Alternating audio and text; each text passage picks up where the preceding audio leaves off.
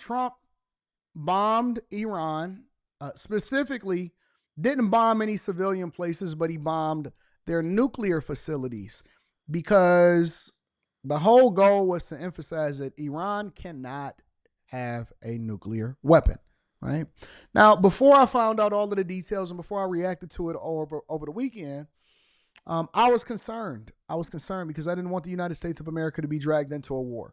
But he bombed 3 nuclear facilities with bunker busters, all right? Bunker busters are bombs from the United States of America that is extremely technological and advanced, so much so to where it burrows 200 feet into concrete, the ground, all of that stuff before exploding, all right? So it's not the same type of bomb that you guys are used to seeing where it just and obliterates everything. It burrows deep into the caves, deep into the mountains, deep into whatever it is, concrete structure, all of that, and then it explodes. And so what Trump basically emphasizes that multiple different bunker busters drop one, it explodes, you drop another one that burrows even deeper to make sure that they completely eliminate these nuclear underground facilities. And that was the goal, not to bomb civilians or their military, but to destroy their nuclear facilities that they were enriching uranium, all right, and nuclear enrichment, whatever that is, right? So this was Trump's speech on it, and then we're gonna go over to Netanyahu, and then we're gonna break down what's going on right now with Iran and their supposed attack on U.S. military bases. First, let's go to the White House. Thank you very much. This is a Fox News alert. Here's the president. A short time ago, the U.S. military carried out massive precision strikes on the 3 key nuclear facilities in the Iranian regime: Fordow, Natanz, and Esfahan. Everybody heard those names for years as they built this horribly destructive enterprise. Our objective was the destruction of Iran's nuclear enrichment capacity and a stop to the nuclear threat posed by the world's #1 state sponsor of terror. Tonight, I can report to the world that the strikes were a spectacular military success. Iran's key nuclear enrichment facilities have been completely and totally obliterated. Iran, the bully of the Middle East, must now make peace. If they do not, future attacks will be far greater and a lot easier. For 40 years, Iran has been saying death to America, death to Israel. They have been killing our people, blowing off their arms, blowing off their legs with roadside bombs. That was their specialty. We lost over 1,000 people, and hundreds of thousands throughout the Middle East and around the world have died as a direct result of their hate. In particular, so many were killed by their general, Qasem Soleimani. I decided a long time ago that I would not let this happen. It will not continue. I want to thank and congratulate Prime Minister Bibi Netanyahu. We worked as a team like perhaps no team has ever worked before. And we've gone a long way to erasing this horrible threat to Israel. I want to thank the Israeli military for the wonderful job they've done. And most importantly, I want to congratulate the great American patriots who flew those magnificent machines tonight and all of the United States military on an operation the likes of which the world has not seen in many, many decades. Hopefully, we will no longer need their services in this capacity. I hope that's so. I also want to congratulate the chairman of the Joint Chiefs of Staff, General Dan Raisin-Kane, spectacular general, and all of the brilliant military minds involved in this attack. With all of that being said, this cannot continue. There will be either peace or there will be tragedy for Iran far greater than we have witnessed over the last 8 days. Remember, there are many targets left. Tonight's was the most difficult of them all, by far, and perhaps the most lethal. But if peace does not come quickly, we will go after those other targets with precision, speed, and skill. Most of them can be taken out in a matter of minutes. There's no military in the world that could have done what we did tonight, not even close. There has never been a military that could do what took place just a little while ago. Tomorrow, General Kane, Secretary of Defense, Pete Hegseth will have a press conference at 8 a.m. at the Pentagon. And I want to just thank everybody, and in particular, God. I want to just say we love you, God, and we love our great military. Protect them. God bless the Middle East. God bless Israel, and God bless America. Thank you very much. Thank you. So that was Trump and what he said and how it is that he addressed it. He addressed the nation specifically. This is Netanyahu and what he said, and congratulations to Trump. Congratulations, President Trump. Your bold decision to target Iran's nuclear facilities with the awesome and righteous might of the United States will change history. In Operation Rising Lion, Israel has done truly amazing things. But in tonight's action against Iran's nuclear facilities, America has been truly unsurpassed. It has done what no other country on earth could do.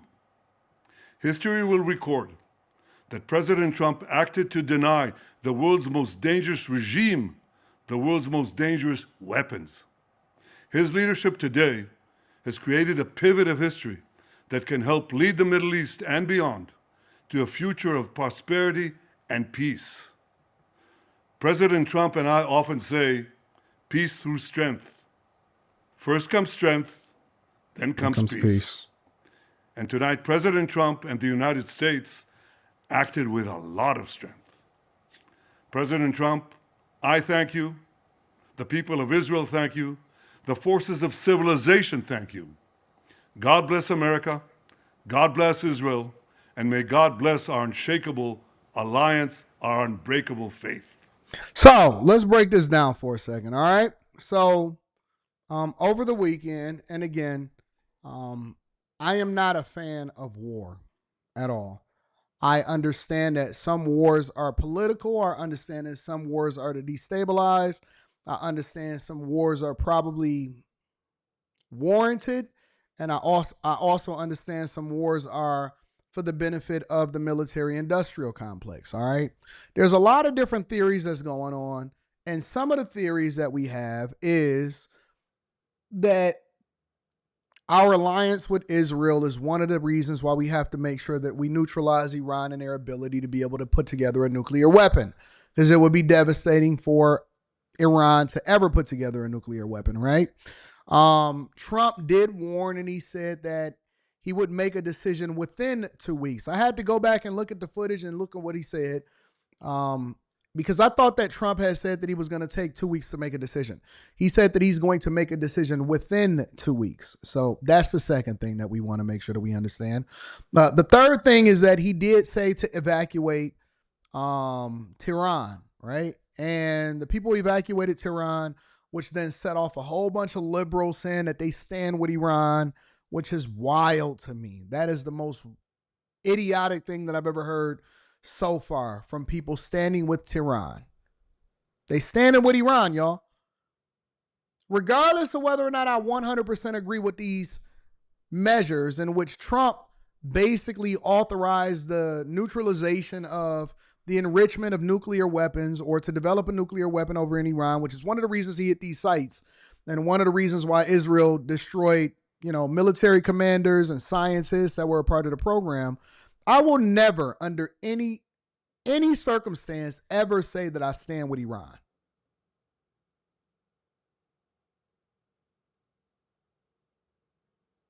I will never, under any circumstance, say that I stand with Iran. Ever. That would be absolutely crazy. No way should any American, any person, but we have enemies in our own territory. Now, obviously, later into the show, I'm going to break down possibility of sleeper cells. I want to go into that. The next thing that we're going to go into is Iran's military response in Israel and on American bases that everybody is telling me is going on. But what are y'all thinking? Are y'all so stupid that y'all would actually support a regime? And it's not even against the Iranian people. It's not them. It's the regime that ultimately is overseeing what happens, which makes them a terror across the world.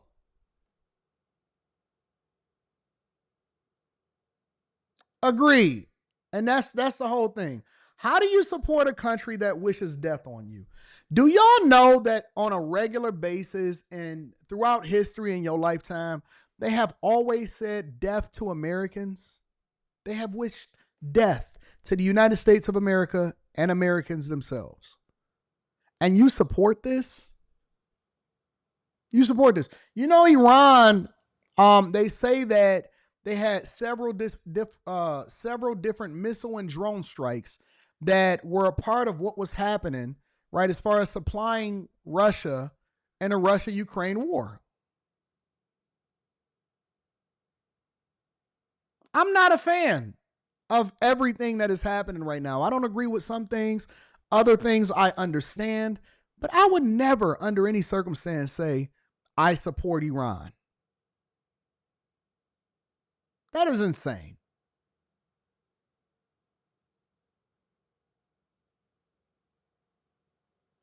Dre the Great says, I don't care what they say, stop cucking Israel and starting World War III. I don't believe that this is World War III at all. I don't. I don't think that this is anything close to a World War III. Everybody's sitting there, well, Russia is meeting with Iran. Russia can't even stop Ukraine. Russia, come on, man, let's just have a real conversation. Russia just crossed the 1 million mark of people within their own regime. Over 1 million Russians have been killed as a result of going to war with Ukraine. Let's put this in perspective for 1 second. Over 1 million Russians. Now we are about 3.5 years into a war, which they said would be over in 2 weeks. They said it was going to be over in 2 weeks. Let's break this down and put it in perspective, because the world is not supporting Iran. All right. Nobody is coming to their aid. Nobody is saying, okay, we about to stand up to the United States of America. Y'all just fear mongering and y'all just talking. Now, I'm not a fan of inserting ourselves with something that Israel got going on with Iran, but let's really put it in perspective. Russia is 3.5 years into a war where they are basically almost broke. They have over 1 million Russians that has been killed. They had to basically recruit Koreans to come over and fight with them. So now they're basically trying to finance Kim Jong-un and sending Koreans over to help fight on behalf of themselves, because they can't even finish something that they started. Regardless of whether or not we agree with Ukraine and Russia and continue to fight with each other, we talking about a dictator that is 100% getting his ass kicked. He is getting his ass beat. The last thing, they sent a bunch of tanks. They had a whole bunch of people coming over into Ukraine to start that war, and they got beat down. They got 100% ran out of the country, and now they started complaining about how far missiles is being launched into Russia. So let's stop that right there, okay? So let's stop that. Kim Jong-un has no interest in helping anybody but Kim Jong-un. That's the problem with dictators. Dictators are not country first. Dictators are self. They all about themselves first. And that's one of the things that make America great. China is having financial problems, and China is more interested in lowering the price of oil, which is one of the reasons why the Strait is probably going to stay open, but we'll get there shortly. And China is having problems with their own finances, which also feeds into one of the reasons why I believe Trump has started and made sure that he was taxing them with this trade war and making sure that he was throwing tariffs on these people, because it's costing them more and they're more concerned with what's going on in their own economies versus trying to get into a world war. The only reason that most of these countries, especially these countries that are trying to be superpowers, the only reason that any of these countries would even want to go to war is to defend themselves, not to help Iran. I absolutely think Russia's broke. 100%. Putin, he's not broke, but I 100% think that Russia is getting their ass kicked. And they trying to sell every piece of oil that they can in order to stay afloat and finance this war that they said would be over in 2 weeks.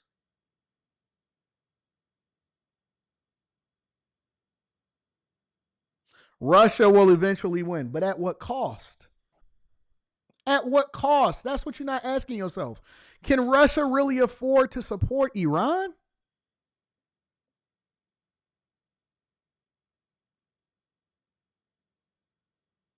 Okay, well, educate me. So people that say that they disagree with me, this is your lucky day. Because there's a lot of people that don't have no profile photo that talk shit in the chat. So what I'm going to do is I'm going to open it up for people to be able to come up here and educate me. How about that? That should be fun. Don't come up unless you're willing to get on camera, because it's a lot of tough talking. So put yourself out there, because I put myself out there every single day. And you also have to remember, I'll get into that later on the show. I don't want to continue to talk about it.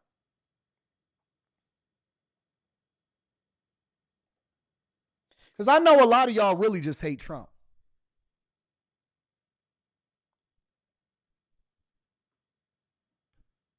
A lot of y'all really just hate Trump.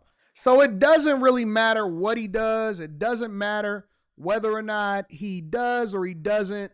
And we don't have to necessarily agree on every single thing that Trump does. But I know that there is nothing, literally nothing that Trump can do that you would ever agree with. And so you so against America, you so anti-America, you so sassy in your Kamala Harris support that you are willing to say anything in defense of Iran just because it doesn't necessarily align with America because you hate Trump.